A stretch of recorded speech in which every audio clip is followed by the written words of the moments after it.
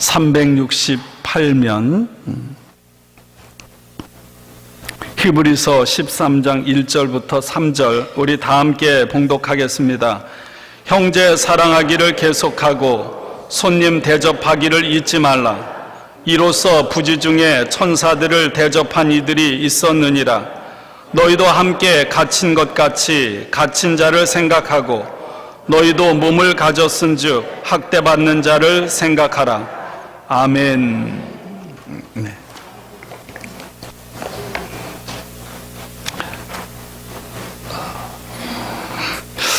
여러분 성격은 좋으신가요? 여러분 성격이 어떠세요? 어떤 사람은 좋은 성격도 있고요. 어떤 사람은 불같은 성격도 있고, 좀 성격을 조금 낮춰서 부르면 성질, 충청도 사투리 승질이라 그러죠. 유기성 목사님이 영성일기를 쓰는데 페이스북에 이런 글을 올려놨습니다. 성질을 뽑아 바쳤는가? 어느 목사님께서 은퇴하는 자리에서 이렇게 인사말을 하셨습니다. 평생 목회하면서 집 팔아 바친 교인도 보았고 땅을 팔아 바친 교인도 보았고 피를 뽑아 헌금한 교인도 보았지만 성질을 뽑아 바친 교인은 보지 못했다. 다 웃었는데 이 목사님은 그 소리가 심각하게 들렸다고 했습니다. 그렇다면 과연 나는 성질을 뽑아 바쳤는가? 누구나 다 자기 성질대로 예수님을 믿는 것이 아닌가? 그러면서 이 목사님은 자신은 이만큼 목회하면 잘하는 것이 아닌가 그런 생각을 했답니다. 그런데 주님께서 응답하시기를 너는 칭찬받을 것이 없다. 그래서 마음이 무거웠다 그래요. 도대체 내가 얼마나 열심히 일을 해야 주님이 칭찬을 해 주실 것인가? 주님의 마음을 도무지 헤아릴 수가 없었습니다. 그런데 가만히 보니까 그것이 자기의 성질의 문제였다는 거예요. 이 목사님이 이렇게 말합니다. 내 성격은 워낙 꼼꼼하고 완벽을 추구하는 성격이다. 그래서 목회를 하거나 무슨 일을 할 때에도 꼼꼼하고 완벽하게 하지 않으면 내가 힘들다. 그렇게 내 성격대로 목회했을 뿐이다. 잘못됐다고 할 수는 없지만 그렇게 칭찬받을 만한 일도 아니다. 어떤 사람은 전혀 자신과 다른 스타일로 목회하는 사람들이 있다.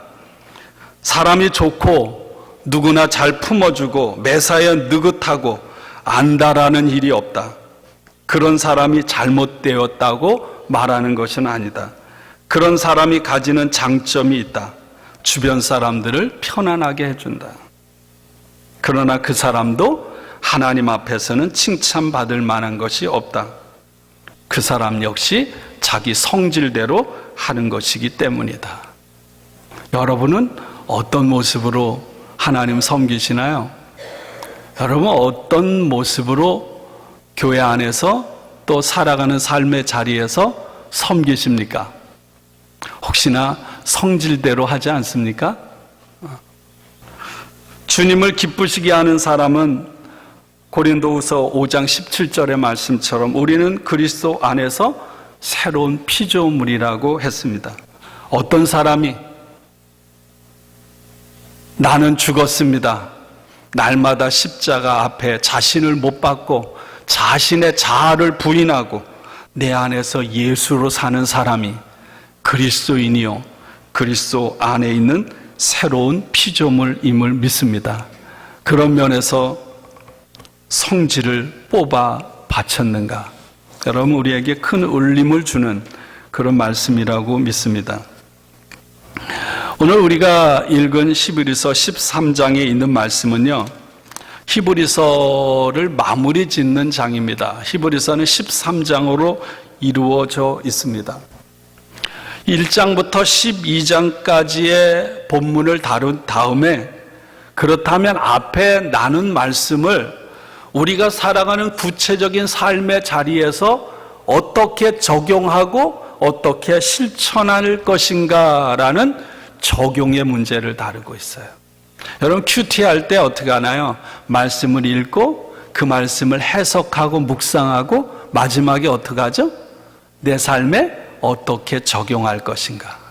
이 적용이 빠지면 아무리 뛰어난 논의, 아무리 좋은 생각도 아무런 의미가 없는 거예요.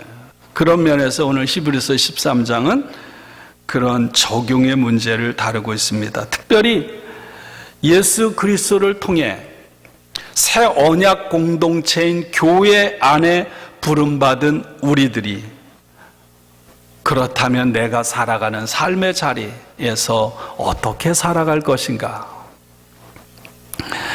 12장 14절부터 29절까지는 새 그리스도를 통해 이루어진 새 언약 공동체. 여러분 우리가 항상 기억해야 할 것은 교회는 우리가 짓는 건물이 교회가 아니에요. 예수를 주로 고백하는 우리 한 사람 한 사람이 성령의 전이고 그런 사람들이 함께 모인 이 공동체가 교회입니다. 그렇지 않은 건물은 예수님께서 말씀하셨죠. 내가 이것을 돌 위에 돌 하나라도 남기지 않도록 헐어버리리라. 그리고 사흘 만에 다시 세우리라 말씀하셨어요. 예루살렘 성전은 여러 차례 무너졌습니다.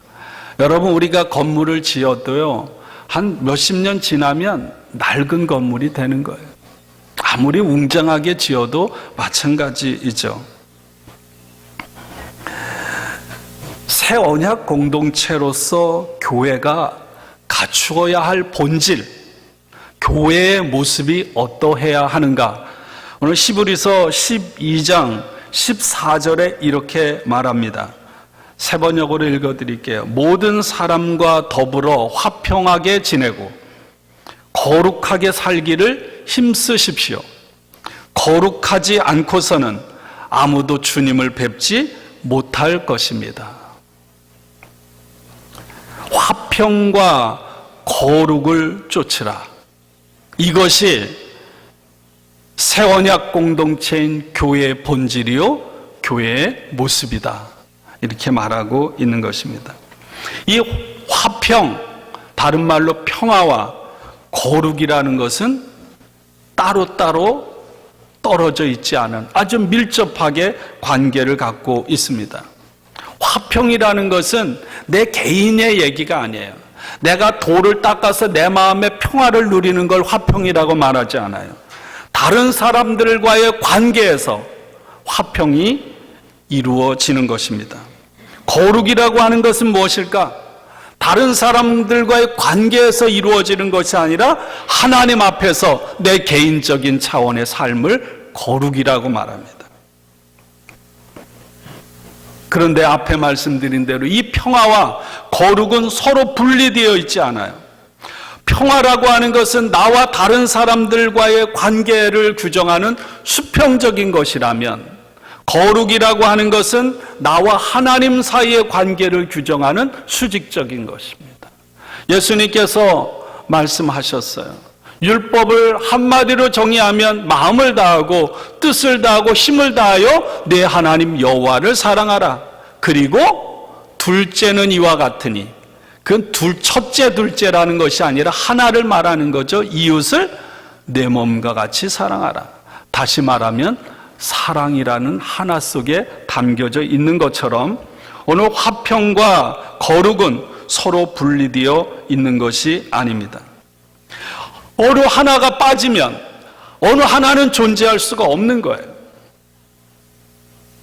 거룩이 없다면 히브리서 12장 14절에 하나님을 볼 수가 없다고 했습니다. 하나님께서 이렇게 말했어요. 내가 거룩하니 너희도 거룩할지니라. 우리가 아무리 열심을 다하고 헌금을 많이 하고 교회에서 봉사를 많이 하고 예배를 드려도 우리 안에 거룩이 없다면 하나님과 나와의 관계는 없는 거예요. 그런 면에서 성경에서 거룩은 먼저는 하나님과 나와의 관계일 뿐만 아니라 다른 사람들과 평화를 이루는 삶이 없으면 거룩해질 수가 없는 거예요. 그런 점에서 히브리서 12장 14절에 거룩하지 않고서는 아무도 주님을 뵙지 못할 것이라 말씀처럼 화평하지 않으면, 평화를 이루지 않으면 우리는 하나님을 볼 수가 없는 줄로 믿습니다. 모든 사람과 화평, 평화를 이루며 거룩한 삶을 쫓아 살아가라. 어떻게? 함께 살아가는 내 주변의 사람들을 돌아보면서 그 사람이 하나님의 은혜로부터 떨어져 나가는 사람이 없는지를 살펴보라는 거예요. 나 혼자만이 아니라. 그리고 12장 15절엔 이렇게 말합니다. 쓴뿌리가 나서 많은 사람이 더럽혀지지는 않는가? 쓴뿌리라고 하는 건 뭐냐면 하나님을 섬겨야 하는 인생이 하나님이 아닌 다른 것, 우상을 숭배하는 것. 또 우리가 거룩하고 정결해져야 하는데 내 안에 죄가 가득한 삶을 말합니다. 이스라엘 백성들은 어땠는지 아세요? 마음은 아주 교만하고 딱딱하고 강팍한 삶을 살면서도 우리는 하나님이 선택된 백성이야. 오늘날로 말하면 하나님 앞에 하나님의 마음, 예수님의 마음을 갖지 않고 나는 그리스도인이야, 세례받고 교회 가끔 다니고 그렇기 때문에 하나님이 나를 지켜주셔서 나는 안전해, 이렇게 말하는 거, 이걸 가리켜 쓴뿌리라고 말하는 거예요. 우리 그럴 때 많잖아요.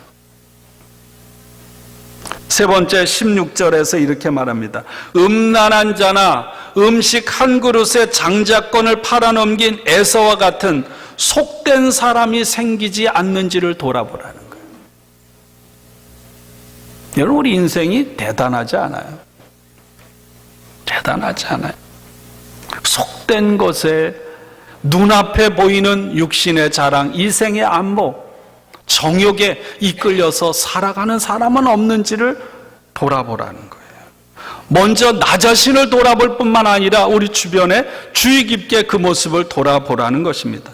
날마다 우리는 우리 자신을 살펴야 돼요. 주의 깊게 나 자신을 깊게 살펴보아야 합니다. 여러분, 레위기는 히브리서는 굉장히 사실은 어려워요. 그래서 히브리서를 우리가 설교하면서 주로 목회자가 설교하거나 여러분이 듣는 말씀은 어디에 있을까요? 히브리서 11장, 12장 그 말씀만 대부분 하고 말아요. 어려워요, 사실은. 왜냐하면 우리가 이스라엘 백성이 아니기 때문에. 이 히브리서는 구약의 레위기와 같은, 그래서 신약의 레위기라고 하는 별명이 붙여져 있어요. 우리는 유대인처럼 제사를 드리고 제물을 드리고 하지 않잖아요. 율법의 규정이 우리에겐 낯설잖아요. 그래서 이해하기가 쉽지가 않아요. 근데 히브리서의 핵심은 한 가지죠. 영원한 완전한 거룩한 대제사장인 예수님이 단 한 번에 자신의 몸을 제물로 드려서 우리 죄 많은 우리들이 누구든지 예수의 이름을 힘입어 하나님의 보좌 앞으로 나갈 특권이 주어지게 됐다는 것. 그렇습니다, 여러분. 우리가 오늘 이 시간 하나님 앞에 나올 수 있는 것은 우리가 의로워서가 아니에요. 우리를 향하신 예수 그리스도의 십자가의 그 사랑, 예수의 보혈로 인하여 그 은혜를 힘입어 오늘 하나님 전에 나와 예배드리는 줄로 믿습니다. 우리는 이 놀라운 은혜를 받고 살아가는 거예요. 그런데 이 하나님의 감당할 수 없는 폭포수 같은 은혜를 입었음에도 불구하고 그 은혜의 보좌 앞에 나아가기보다는 그 은혜에서 떨어져 나갈 수가 있다는 거예요. 나 자신이, 나와 함께 신앙생활하는 사람들이. 그러면서 히브리서 기자는 이렇게 말해요. 항상 은혜 받은 자로 감사하며 그 은혜를 잊지 않고 살아가라. 은혜 받은 사람, 값없이 거저 예수의 십자가로 하나님의 나라를 상속받은 이 은혜에 대해서 우리가 반응할 수 있는 한 가지가 있어요.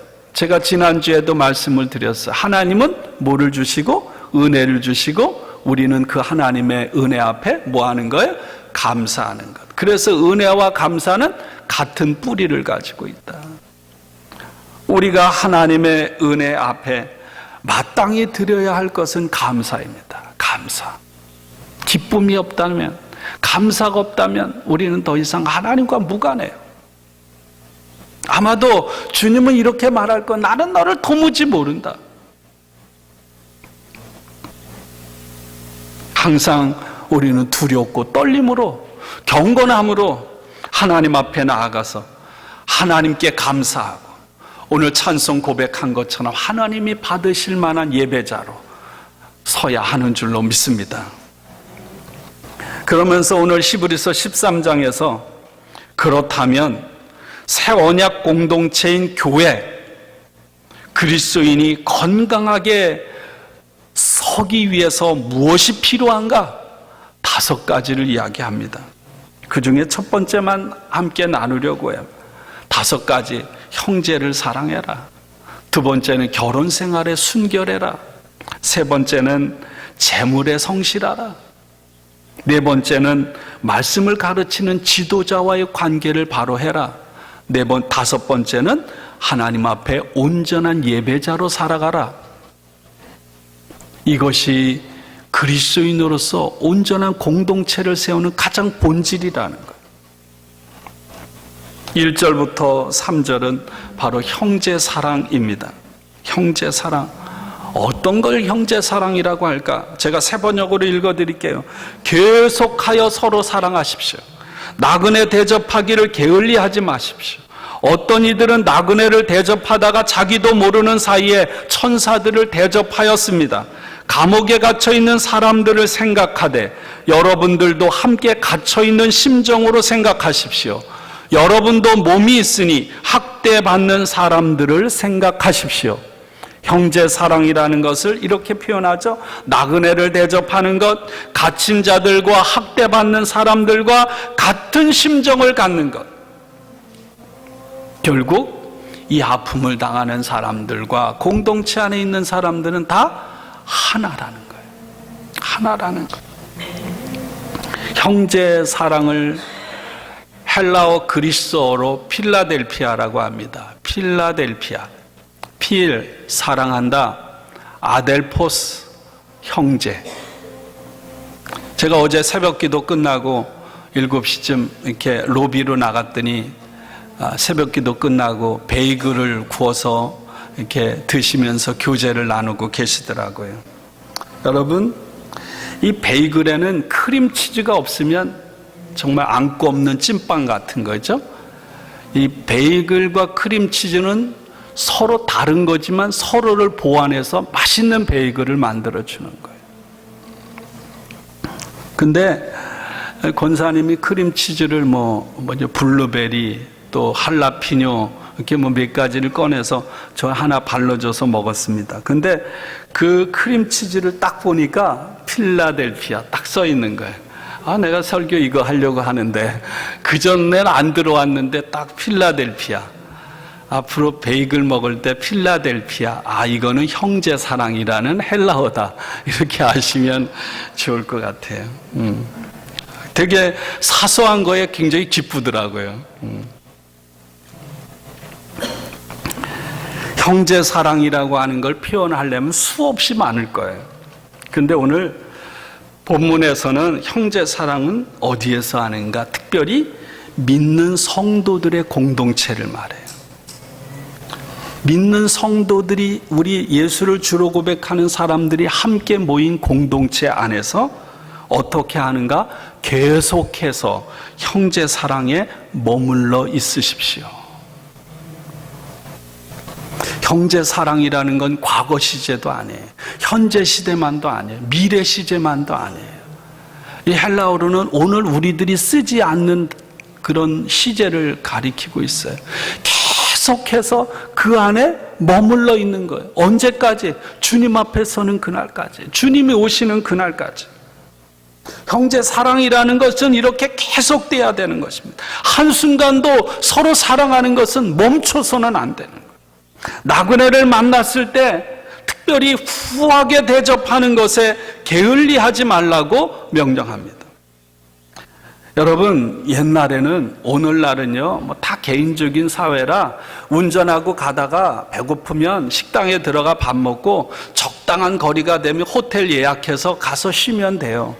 근데 옛날, 이 초기 교회, 아니면 우리나라도 얼마 전까지도 쉽지가 않았어요. 특별히 이 초대교회는 이 복음을 전하는 순회 복음 전도자들이 많았어요. 예수님께서 제자들을 파송하면서 70명의 제자를 파송하면서 뭐라고 하나요? 옷이나 전대 같은 거 가지고 가지 말라 그랬잖아요. 맨몸으로 떠나는 거예요. 그런 사명자들이 많았어요.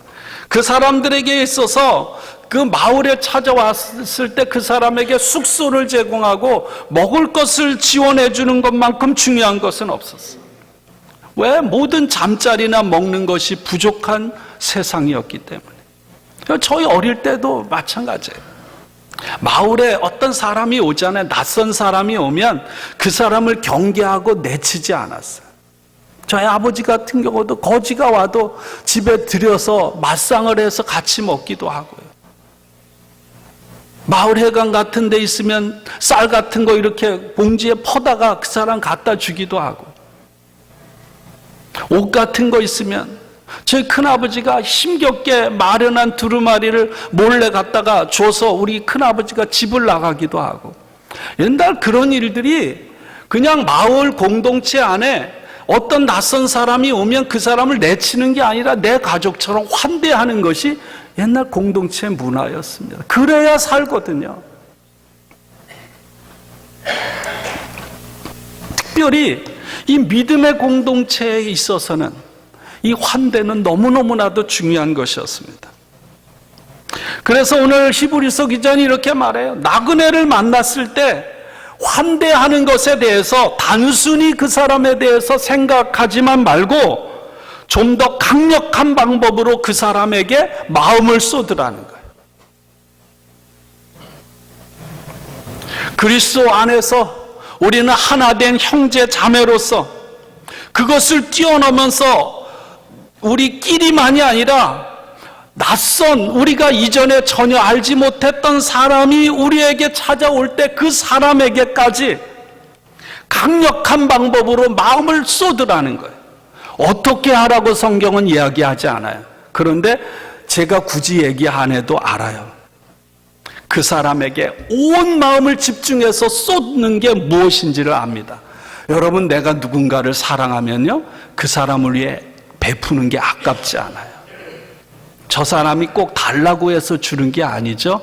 그 사람에게 무엇인가 필요한 것을 내가 찾아요. 그래서 주는 거예요. 심지어는 그 사랑하기 때문에 그 사람을 위해 목숨까지 바치는 거예요.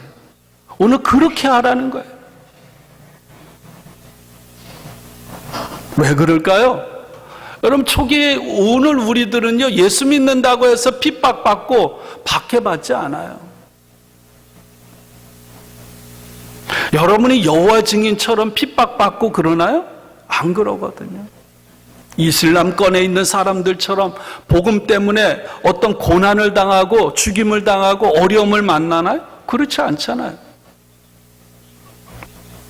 근데 초기 기독교회는 수많은 박해를 받았어요. 세상에 바울의 고백처럼 볼품없고 찌꺼기 같은 그런 취급을 받았습니다. 그럼에도 불구하고 그들은 서로 사랑으로 단단하게 묶여져 있었어요. 그들은 무엇보다 가난했고요. 모든 핍박, 가난, 고난, 어려움들을 당했지만 그것을 이겨낼 수 있는 것은 그들 가운데 끊이지 않는 형제 사랑 때문이었음을 믿습니다. 그것이 자기들만의 공동체 안에서가 아니라 그것이 넘어서 함께 살아가는 사람, 세상을 향해 흘러갔다는 거예요. 해치라는 분이 이렇게 초기 교회를 이렇게 표현했습니다. 그리스도인의 이름을 가진 모든 나그네들은 그것으로 환대를 받을 수 있는 권리를 가진다. 그 당시 기독교는 끈끈한 형제를 가지고 있었기 때문이다. 그리고 그것 때문에 성장했다. 그리스도인들은 어디를 가든지 동료 그리스도인들의 공동체 안에서 환영과 환대를 받았다. 무슨 말이에요? 그리스도인이란 이름을 지닌 모든 나그네들은 환대를 받을 수 있는 권리가 있었다. 그리고 어디를 가든지 환대를 받았다. 이것이 오늘 우리 안에 있기를 원합니다. 저와 여러분, 성령을 모시고 살아가는 저와 여러분이 매일 살아가는 삶의 자리에서 드러나기를 원해요. 어떤 사람들은 알지 못한 채 나그네를 대접했는데 그 사람이 누구였다고요? 천사를 대접하는 거였다. 누구를 들을 수 있어요? 아브라함. 아브라함에게 찾아온 나그네를 들여다가 먹을 것을 주고 환대했습니다. 그 사람들이 누구였어요? 천사들이었고요. 그들이 떠날 때 뭐라고 합니까? 아이를 낳지 못하는 내 아내가 내년 이맘때쯤 아들을 낳을 것이다. 그래서 이삭이 태어나는 거죠. 롯도 그렇고요. 여러분, 삼손의 아버지 마노아와 그의 부인도 아이를 낳을 수가 없었어요. 근데 천사가 와서 나그네를 영접했더니 하나님께서 삼손이라는 사사를 주신 거예요. 여러분들에게도 오늘 하나님은 동일하게 살아계심을 믿습니다. 우리가 잘 아는 누가 이웃인가? 라는 마태복음 25장의 예수님의 말씀을 기억합니다. 양과 염소 구분하죠? 기준이 뭡니까? 나그네를 향해 냉수 한 그릇 대접한 사람과 그 대접하는 일을 거절한 사람으로 구분하고 있습니다. 지극히 작은 자 한 사람, 어려운 처지에 있는 사람을 돕는 것이 바로 하나님께 한 일이라고 주님께서 분명하게 말씀하셨어요. 믿음 때문에 감옥에 갇힌 사람들을 돌아보고 특별히 어려움을 당하는 사람들의 아픔을 함께 나누는 것이 바로 하나님께 드린 것, 하나님께 한 것과 마찬가지라고 말씀하고 있는 거예요. 그것이 어디까지 가야 하는가? 나그네뿐만 아니라 함께 감옥에 갇혀 있는 사람들, 그리고 또 학대받는 사람들을 향해서도, 그 감옥에 갇혀 있는 사람들 또는 오늘도 핍박받고 학대받는 사람들과 같은 심정, 같은 마음을 가지고 돌아보라고 말씀했어요. 사극에서도 가끔 보듯이요, 여러분, 누가 감옥에 갇혀 있으면 집안 살림을 정리하고 부인이 그 남편 옥바라지를 평생 하는 거예요.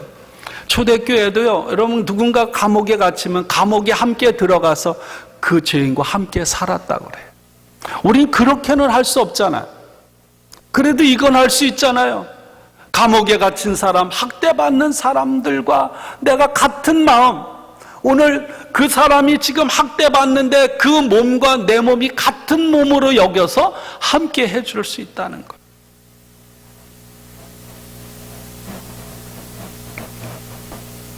제가 메모에 하나 이렇게 적어왔어요. 여러분, 교회는 흠이 없는 곳이다. 그리고 부패한 곳이다. 여러분, 교회는 성스러운 곳이기도 하지만 또 죄가 많은 곳입니다. 흠이 없고 깨끗한 곳이기도 하지만 부패한 곳이기도 합니다. 그래서 교회 안에서도요, 여러분, 끊임없는 갈등과 다툼이 있습니다. 끊임없는 탐욕으로, 욕심으로 인해서 여러분, 우리가 넘어집니다. 서로에게 적개심을 갖고요, 여러분, 경쟁으로 이게 막 아주 복잡해요. 여러분, 우리 교회는 안 그런가요? 어느 교회나 다 마찬가지예요. 그럼에도 불구하고 교회는 하나의 몸입니다. 하나의 몸이에요. 그래서 예수님처럼 만들어진 거룩하고 흠이 없는 몸이 바로 교회예요. 여러분입니다. 그러면서 동시에 여러분, 우리는 망가진 몸을 가지고 있는 거예요. 여러분, 완벽을 기대하지 마세요. 없어요. 또 이런 걸 하나 적었습니다.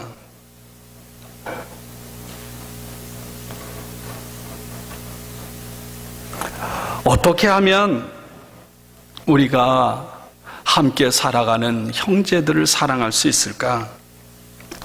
세상만큼이나 넓은 가슴을 하나님은 우리들이 갖기를 원하십니다. 이거는 내 자신에게서 나오는 사랑으로 불가능해요.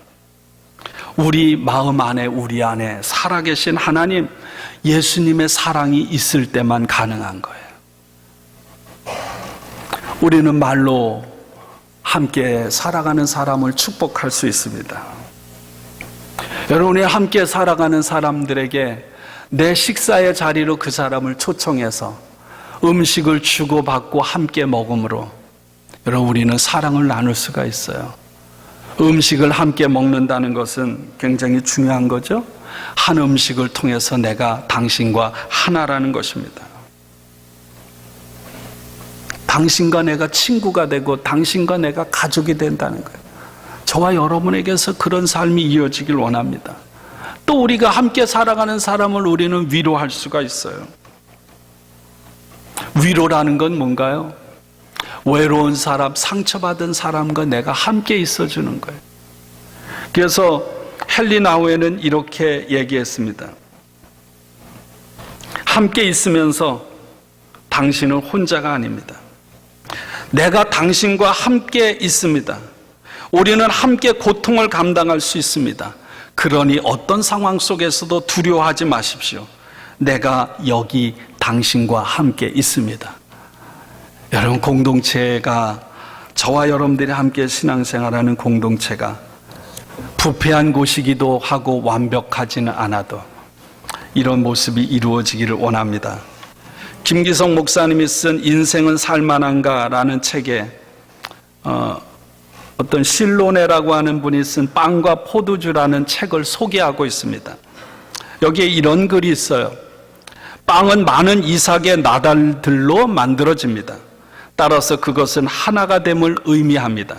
포도주는 많은 포도알로 만들어집니다. 따라서 그것 역시 하나가 됨을 의미합니다. 비슷한 것들이 똑같이 모여 뭉치는 하나의 결합인 것입니다. 따라서 그것은 진실함과 형제 사랑을 의미하기도 합니다. 이것들은 함께 어울려 화목하게 지나는 것입니다. 무슨 말인가? 여러분, 오늘 그리스도 안에서 그리스도의 몸을 이루는 지체들인 한 알 한 알의 나달들과 같은 우리들, 포도 한 알 한 알과 같은 우리들이 예수 그리스도 안에서 깨어지고 으깨지고 밟혀져서 내가 날마다 죽음으로 인해서 사람들의 필요를 채우고 사람들을 살리는 하나의 빵이 되고 한 잔의 포도주가 되는 것입니다. 함께 신앙생활은 저와 여러분들이 내 옆에 아파하는 사람들과 함께 그 아픔에 같은 심정을 가질 때 서로가 서로에 대해서 진실함으로 오늘 형제 사랑의 마음을 품고 그 사람에게 다가갈 때 여러분, 우리가 매일 일하고 먹고 살아가는 우리의 삶이 주님께서 함께 하시는 거룩한 성찬이 되는 줄로 믿습니다. 우리는 살아가다 보면 오늘 찬송 부른 것처럼요, 으깨지고 넘어지고 깨져요. 실수합니다. 상처를 입습니다. 그런데 우리 상처받은 우리들이 서로 부둥켜 안고 위로하고 함께 해줄 때 여러분, 우리의 상처와 아픔은 거룩한 변화를 통해서 나달이 포도알맹이가 빵이 되고 포도주가 되듯이 사람들을 살리게 되는 줄로 믿습니다. 말씀을 마무리 짓습니다. 형제 사랑하는 거, 내가 손해보고 살아가는 거, 여러분, 내 본성하고 달라요. 날마다 나 자신을 부인하고요, 십자가에 못 박고 나는 죽었습니다, 그런 존재로 살아가는 거 절대로 쉬운 일이 아니에요. 여전히 내 안에 내 자아가 펄펄 살아 움직이는데 누가 나 살짝 건드리기만 해도 그냥 몇 배로 갚아주고 싶은데 어떻게 나에게 상처를 준 사람을 내가 품어 안을 수가 있습니까? 내 생각과 내 방법에 사사건건 방해하고 반대하는 사람을 내가 어떻게 이해하고 사랑할 수 있습니까? 그런데 오늘 우리들이 어떻게 살아가는 것이 바른 삶인지, 하나님께서 원하시고 기뻐하는 삶의 모습이 어떤 것인지 우리는 이 말씀을 통해 정답을 이미 알았습니다. 이렇게 살아가야 하는 것이 정답이에요. 하나님께서 하나님의 종을 통해서 우리 모두에게 말씀해 주셨습니다. 여러분, 제가 완벽해서 이 강단에서 여러분들에게 말씀드리는 게 아니에요. 저 자신이 어떤 말씀을 준비할 때 매일 갈등을 합니다. 너는 그렇게 못 살면서 뭐라고 떠들 게 있냐고. 그래서 안 해야 되나 말아야 되냐 망설일 때가 얼마나 많은지 몰라요. 그런데 그렇다고 내가 말씀을 전하는 것을 중단한다면 저 자신은 물론 우리 공동체가 무너지고 말 거예요. 그렇기 때문에 하나님 말씀에 순종해서 말씀을 전하는 것입니다. 그렇게 살아가기를 구하고 결단하는 거예요. 여러분들에게도 이런 간구함과 이런 사모함과 이런 결단이 있기를 주님의 이름으로 축원합니다. 단 한 번에 우리가 성자가 될 수가 없어요. 단 한 번에 여러분 우리의 자아를 십자가에 못 박고 나는 죽었습니다. 그럴 수가 없어요. 그래도 오늘 하나님께서 말씀하시니 그리스도인으로 살아가는 바른 삶이 여기에 있으니 그것을 내가 오늘 말씀을 통해 알았기 때문에 바보 같아도 순종함으로 한 걸음 한 걸음 나아갑니다. 때로는 넘어지고 비틀거리고 여러분 주저하고 그래도 한 걸음씩 나아갑니다. 순종하려고 힘을 씁니다. 희생하고 섬기고 나아갑니다. 저를 향한 우리를 향한 하나님의 사랑과 은혜가 바다보다 더 크고 넘치기 때문에 그 힘을 의지하여 나아갑니다. 여러분, 그렇게 나아가는 삶에 기쁨과 감사가 넘치기를 주님의 이름으로 축원합니다. 우리를 통해 사랑이 더욱더 풍성해지기를 주님의 이름으로 간절히 축원합니다.